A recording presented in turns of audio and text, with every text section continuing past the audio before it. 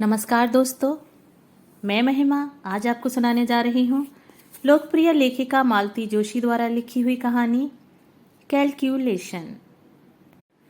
8:30 बजने को थे और पिंकी का अब तक पता नहीं था।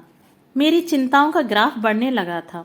सर्दियों में अंधेरा वैसे ही जल्दी घिर आता है और शहर में रोज होने वाली घटनाएं मन को डरा देती हैं। बच्चों को हमारी परेशानियों का कोई एहसास नहीं होता, बल्कि मैं फोन भी करती हूँ तो वह नाराज हो जाती है।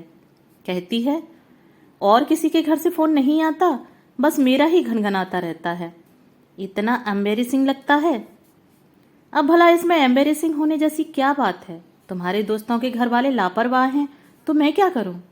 मैं तो उतनी बेफिक्र नहीं हो सकती ना। ये घर में होते हैं तो हर 5 मिनट पर मुझे कूल डाउन की सलाह देते हैं, पर आज ये भी टूर पर हैं। सारा टेंशन मुझे अकेले ही झेलना है। जब घर में बैठना असंभव हो गया तो मैं शांत शॉल ओढ़कर गेट पर जाकर खड़ी हो गई। बिटिया की राह देखी जा रही है। अंधेरे में एक प्रश्न उछला। मैं बुरी तरह चौंक गई। देखा, बगल वाली अम्मा जी शॉल लपेटे कुर्सी पर विराजमान हैं। मैं मुड़कर उनसे मुखातिब हुई। कंपाउंड वॉल पर टिकते हुए कहा, ओरी देखिए ना, अंधेरा कैसा हो रहा है। इतनी रात अकेले आती है तो चिंता होने लगती है। वह अकेले नहीं आती, एक लड़का घर तक छोड़ने आता है। मैं चकित होकर उन्हें देखती रह गई। पिंकी ने उनका नाम चुंगी नाका रखा है। वह गलत नहीं है। अपने बरामदे में बैठकर वह पूरे मोहल्ले की खोज खबर रखती हैं। थोड़ा बुरा भी लगा। जरा सी तुर्शी के साथ पूछा, आप अब तक यहाँ ठंड में क्यों बैठी हुई हैं? अरे बेटा अभी अभी दफ्तर से लौटा है, उसका चाय नाश्ता हो जाने दो, फिर भीतर जाऊंगी। मतलब? अरे मुझे देखेगा तो पास बिठा लेगा, मेरे हाल चाल पूछेगा, दफ्तर की बातें बताएगा। बहू को यह सब अच्छा नहीं लगता। कहती है शादी क्यों की, जिंदगी भर अम्मा के पल्लू से बंधे रहने के लिए। कहते हुए उन्होंने शॉल और कसकर लपेट ली। मैं चुप हो गई। हर घर की अपनी समस्या होती है, उससे खुद ही निपटना पड़ता है। बाहर वाला कुछ नहीं कह सकता। इस समय तो मैं अपनी ही चिंता से ग्रस्त थी, दूसरों की मदद क्या करती। मुझे ज्यादा प्रतीक्षा नहीं करनी पड़ी। कुछ ही देर में मेरी समस्या यानी कि पिंकी रानी पधार गई। साथ में वो लड़का भी था। पिंकी बाहर से ही चिल्लाई, मम्मा वहां ठंड में क्या कर रही हो? अब उस लड़के ने मुझे देखा। नमस्ते आंटी। नमस्ते बेटा, आओ भीतर आओ, गर्मा गर्म कॉफी पिलाती हूँ। स्कूटर बाहर खड़ा करके वह निसंकोच भीतर चला आया। रोज तो बाहर से ही चले जाते हो, आज पकड़ाई में आए हो? प्रियंका ने कभी बुलाया ही नहीं, मैं तो रोज आ जाऊंगा। मैंने फटाफट कॉफी बनाई, सूखे नाश्ते के साथ सर्व की और कॉफी पीते हुए उससे ढेर सारी बातें पूछ डाली। जब वह चला गया तो मैंने जैसे अपने आप से कहा, लड़का अच्छा है। कहीं तुम इसके साथ मेरा गठजोड़ा करने की तो नहीं सोच रही हो? एक ही बैठक में उसके खानदान की सारी हिस्ट्री ज्योग्राफी पता कर ली, इसलिए पूछ रही हूँ। हर्ज क्या है? No mummy, he is just a friend. Coaching तो लाने ले जाने के लिए ठीक है, पर शादी के लिए कतई नहीं है। इतने मीडिया पर्सन से शादी की बात तो मैं सोच भी नहीं सकती। कैट की तैयारी कर रहा है। सो क्या ऐसे ही? पता है मम्मी, ये उसका तीसरा अटेम्प्ट है। तो तुम कौन सा पहली बार भी निकाल जाओगी? तुमसे तो बात करना ही बेकार है, उसने तुनक कर कहा और कपड़े बदलने चली गई। इन लड़कियों को समझना सचमुच बहुत मुश्किल है। पिछले साल तक सुनील नाम के एक लड़के से अच्छी खासी दोस्ती थी। दोनों ने टेबल टेनिस में कॉलेज को कई बार रिप्रेजेंट किया था। फिर एकाएक उसका आना बंद हो गया। मैंने पिंकी से पूछा तो बोली, जनाब खेल खेल में लाइफ पार्टनर बनने के सपने देखने लगे थे। हाउ रविश। एक लड़का था रजत, 2-3 नाटकों में दोनों ने साथ काम किया था। लड़का सुंदर था, संपन्न भी। मुझे तो सुशील भी अच्छा लगता था, पर पिंकी बोली, मम्मी उसे ऑफ स्टेज देखोगी ना तो तुम्हें मतली आ जाएगी। फिर उसके साथ काम क्यों करती हो? Because he is a fine actor. कल को बॉलीवुड में जाकर बड़ा स्टार बन गया तो? नो चांस मम्मी, वह तो बस लोकल हीरो है। वहां तो ऐसे सैकड़ों मारे मारे फिरते हैं, कोई घास तक नहीं डालता। मैंने सुना है लड़कियां उस पर जान छिड़कती हैं। लड़कियां परले दर्जे की बेवकूफ होती हैं, तभी तो ऐसे लोगों की बनाती है।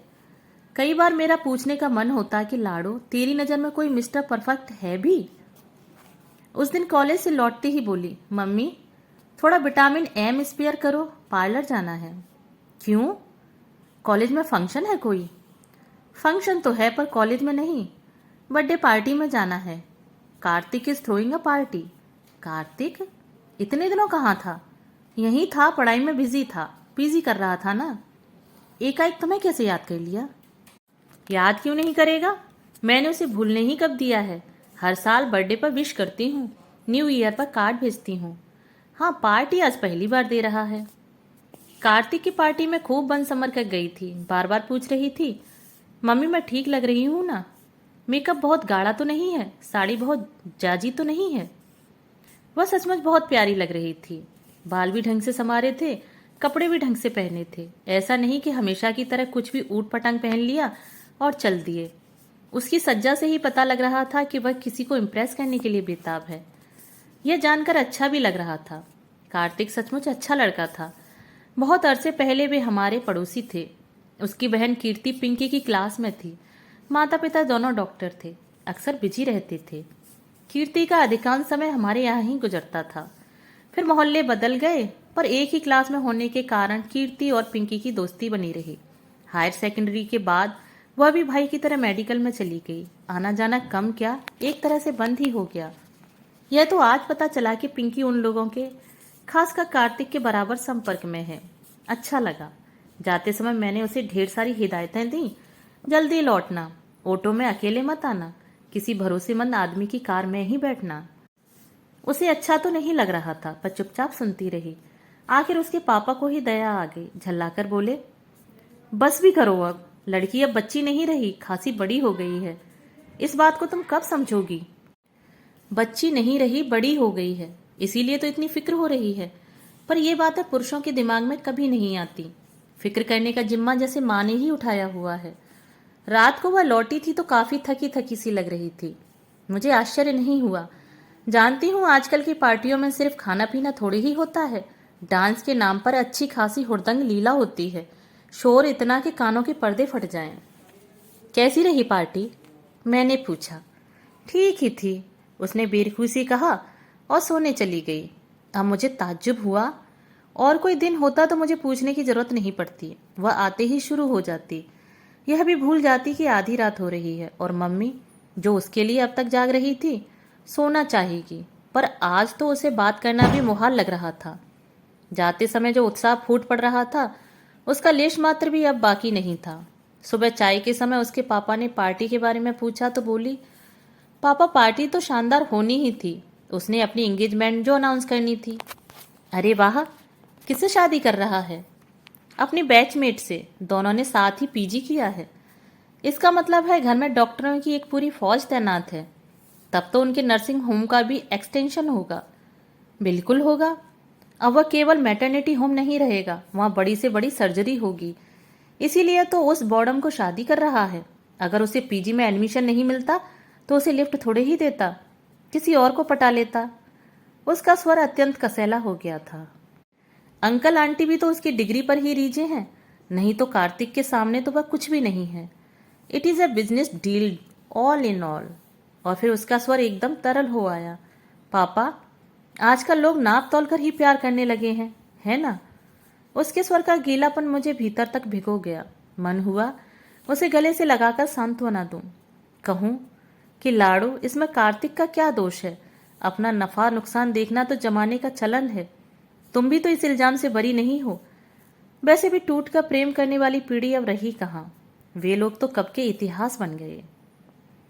दोस्तों, अभी आप सुन रहे थे मालती जोशी द्वारा लिखी हुई कहानी कैलकुलेशन।